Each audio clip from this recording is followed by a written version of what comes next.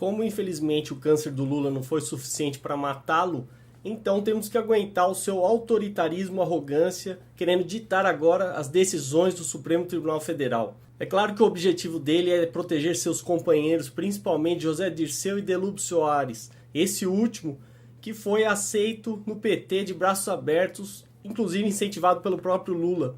Agora, o que eu não vi ninguém comentar é que o próprio presidente do Supremo Tribunal Federal, ministro Aires Brito, que foi indicado pelo Lula, deu uma entrevista para a Folha, tem um vídeo aqui no YouTube, onde ele diz claramente que se o processo do Mensalão não for julgado até o final de junho, ficará para 2013. Segundo Aires Brito, não é conveniente, as mesmas palavras do Lula, que o processo do Mensalão seja julgado junto com o processo eleitoral. Aí eu pergunto, desde quando o STF tem que parar de julgar processo só por causa de eleição? E para piorar, no mesmo vídeo, Aires Brito diz que no final muitos podem pegar apenas pena alternativa, ou seja, uma grande pizza onde todos saem felizes. Talvez Delúbio tenha razão, dizendo que o Mensalão será a piada de salão. E o tempo todo, apesar deles tentarem garantir que o STF não sofre pressão de lugar nenhum, ninguém se lembra daquela notícia de 2007, onde o ministro Lewandowski, que é o revisor desse processo e que está segurando esse processo para não ser julgado agora, disse que todo mundo votou em 2007 para, no caso do recebimento da denúncia do Mensalão, com a faca no pescoço. Então, tem ou não tem pressão? Agora, só para recapitular a trajetória do Lula, eu lembro que em 94, na época do Plano Real, Lula foi contra o plano, o único plano que deu certo no Brasil. Na cabeça do Lula, ele acha certo é voltar às tentativas fracassadas do Sarney, plano cruzado e não sei o que, Collor, fiscalizando poupança. Se dependesse do Lula, a gente estaria ferrado até hoje. Lembrando que o Plano Real foi o único que conseguiu estabilizar a economia e baixar a inflação. Em 98, Lula foi contra a privatização da telefonia. Também, ainda que você possa fazer críticas, pois essa privatização não foi totalmente completa, não promoveu ampla concorrência, o Estado ainda controla, né, e regula o mercado, é muito melhor do que a antiga estatal, as antigas estatais. Ou quem prefere voltar no tempo e pagar quase R$1.000 por uma linha telefônica, ou ficar 3 meses esperando. As pessoas vendiam linhas telefônicas. E o Lula, é claro, né, quis ressuscitar a Telebrás. É sempre no sentido contrário ao que a humanidade está caminhando. E como o Lula é especialista em defender tudo que é pior, atrasado, e todos os tipos de besteiras que existem, em 2000 ele foi contra a lei de responsabilidade fiscal. Hoje você tem estados e municípios inadimplentes com a lei de responsabilidade fiscal. Imagine sem essa lei, então. É claro que na cabeça do Lula a fonte de arrecadação é infinita. Então ele sempre defendeu alta carga tributária. Ou seja, do Lula, do PT, vocês podem esperar sentados. Nunca haverá redução real de impostos. Sempre aumento. Sempre um Estado gigante. E o motivo dele defender um Estado gigante é simples, porque a única coisa que ele conseguiu ser na vida é político, mais nada. A pessoa, quando ela se torna política, é porque ela fracassou em todas as outras áreas. É extremamente humilhante a pessoa optar por ser político. E o Lula vê tudo, né, solucionado pela via política para ele se justificar, porque do contrário ele é um completo inútil.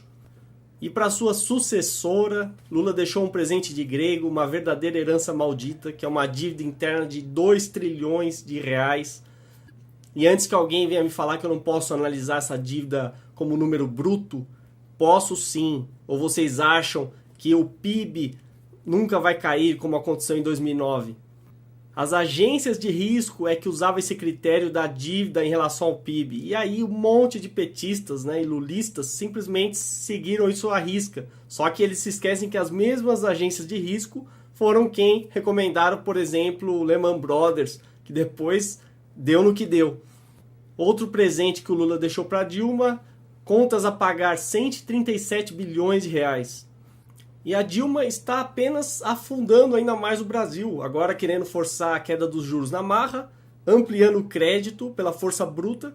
Isso vai levar a uma inflação. Podem registrar aí, quando a inflação bater forte, vocês voltam para confirmar que eu tinha razão. E a maior prova que o Lula não tem um mínimo de palavra, não cumpre o que promete, está no seu discurso de 2003, quando assumiu. Prometeu a reforma política, previdenciária, trabalhista, tributária. Não cumpriu nenhuma dessas promessas. E ninguém pode alegar que ele não teve chance, porque se ele é supostamente o presidente mais popular, teve altíssimos índices de aprovação, ele aprovaria o que ele bem entendesse.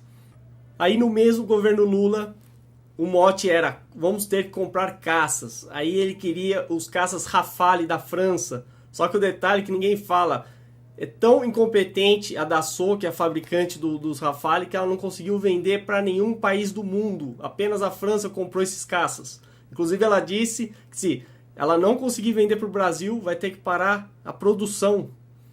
Lula também deixou para o último dia do seu mandato, né, garantir o refúgio de Cesare Battisti, o terrorista que matou 4 pessoas na Itália. E agora tem até RG, como todo brasileiro, vivendo livre, leve e solto, tranquilamente no Brasil. É claro que isso é condizente com a forma que ele pensa, afinal ele apoia todo tipo de ditadura, cubana, a Coreia do Norte, o Irã, a Líbia, né, o Gaddafi, seu líder, amigo, irmão, né, que felizmente já foi morto, Síria, instalou embaixada em Mianmar, na Coreia do Norte também. E toda aquela mentira do Fomizéria, aqueles programas assistencialistas, não resultaram em nada. 17 milhões e meio de miseráveis, 14 milhões de analfabetos. E o Bolsa Família, por exemplo, não tem porta de saída. As pessoas continuam dependendo desse programa e o programa continua aumentando o número de beneficiários. Olha esse dado, hoje 3 em cada 10 brasileiros, 30% da população depende de esmola ou esmola governamental. E depois ainda tem gente que fala em milagre econômico. Outra coisa que o Lula sempre falou de boca cheia, os petistas repetem, é que o Brasil pagou a dívida com o FMI. E muitas vezes, por desonestidade intelectual, eles dizem que pagou a dívida externa, que é uma grande mentira. A verdade é que eles trocaram uma dívida com o FMI, que poderia ser paga a um prazo muito maior a juros menores, por uma dívida interna a ser paga a um prazo menor a juros maiores. Ou seja, só poderia sair da cabeça do Lula. E para qualquer um, basta ir no site do Banco Central e consultar o atual valor da dívida externa, 297 bilhões de dólares. Somente o Lula é capaz de aumentar o número de funcionários para o dobro de funcionários que o Obama tem, ou seja, mente de megalomaníaco. É um sujeito que não tem o menor apreço, né, o cuidado, o zelo com o dinheiro público. Afinal, TCU já fez diversos alertas sobre obras do PAC, obras superfaturadas da Petrobras, inclusive, que Lula mandou seguir. E ele se acha tão importante, né, o verdadeiro rei da nação, que gastou 20 milhões só para fazer a campanha de despedida, como se isso fosse necessário, dinheiro jogado fora. Gastou, inclusive, 10 mil reais com uma banda de choro. E todos os vícios possíveis e imagináveis Lula sempre cultivou, dando passaporte diplomático para sua família. Seu governo teve a proeza de, em 2010, bater recorde em gasto do cartão corporativo. E o gigantismo do Estado, que aumenta, mas não adianta nada, está provado na era Lula. Conseguiu aumentar de 25 para 38 ministérios. Muitos secretários ele transformou em ministro. Até o presidente do Banco Central, na época que era o Meirelles, ele transformou em ministro para ter, claro, o foro privilegiado. E o rombo na Previdência continua escandaloso. Ano passado, por exemplo, o governo teve que despender 40 bilhões de reais para pagar 28 milhões de funcionários privados, enquanto despendeu 50 bilhões de reais para pagar apenas 950 mil funcionários públicos, verdadeiros vagabundos. Veja bem, a maioria está concentrada em Brasília, onde não há indústria, não produz nada, e tem a maior renda per capita do Brasil. É isso que o Lula defende. Um bando de parasitas inúteis, sustentados com o esforço, com o seu trabalho do Brasil inteiro. E tem um estudo que mostrou que 40% dos cargos comissionados, aqueles de confiança, do PT, do governo PT, eram filiados ao PT. É claro, porque assim eles recolhem o dízimo, ou seja, uma parte do salário desses funcionários comissionados, a grande maioria inúteis, vai para o próprio partido. E para quem é atento observa as declarações, veja essa declaração da ministra do Planejamento. Defendeu aumento para 22 mil comissionados. É claro, todo o esquema do PT para reforçar mais ainda o poder do partido. É um círculo vicioso perfeito. Quanto mais funcionários públicos filiados ao PT, mais dinheiro para o partido. Quanto mais dinheiro para o partido, né, mais eles se propagam no poder e assim vai. E o que eu acho mais vergonhoso no PT é simplesmente eles terem que pagar militantes virtuais. Ou seja, se o PT fosse tão bom, não precisaria pagar militantes virtuais. Tem até um site da militância virtual, só a maioria dos babacas que vem comentar aqui nesses vídeos, né, ou em todas as notícias contra o PT. Agora, eu nunca encontrei um militante petista que fizesse aquilo sem ser pago. Só se for um completo idiota. A maioria ou é paga, ou então tem cargo no governo, e só faz isso da mesma forma que um mercenário. Aí o presidente do PT, Rui Falcão, se presta esse papel ridículo de fazer um vídeo aqui no YouTube convocando a militância petista virtual a atacar os opositores do sistema. Inclusive tem até um deputado estadual de Minas Gerais que simplesmente ameaçou o Noblar, dizendo para ninguém encostar a mão no Lula, que teria rebelião. Ou seja, é uma máfia de fato. E para finalizar, uma última notícia, mas não menos importante. Vejam só, Lula furava fila até mesmo no Sírio-Libanês, na frente de outros pacientes que tinham câncer. É ou não é um mau caráter? Desonesto, autoritário, demagogo, populista, um verdadeiro crápula que, infelizmente, o Brasil, ou boa parte dele, supostamente, ainda elogia.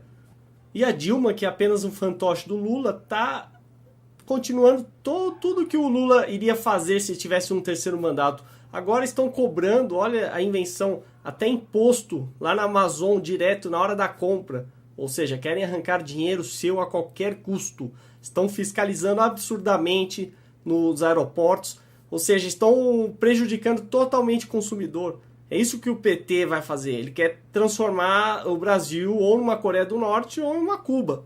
É por isso que um país de Lula, com muitos Lulas apoiando, não vai para frente. Eu duvido que algum petista que tenha assistido até agora admita, né, e mude de ideia o seu posicionamento. É isso que os militantes virtuais petistas fazem.